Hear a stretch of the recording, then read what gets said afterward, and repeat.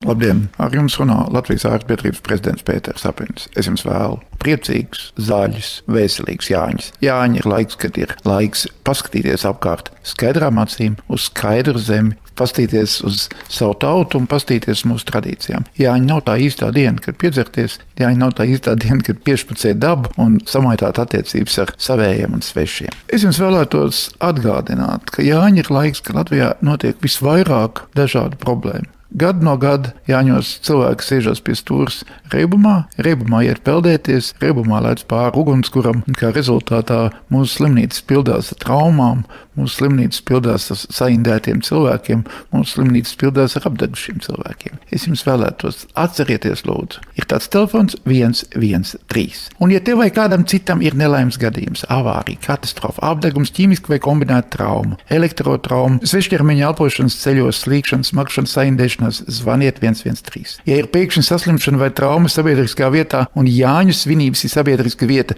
zvaniet 113.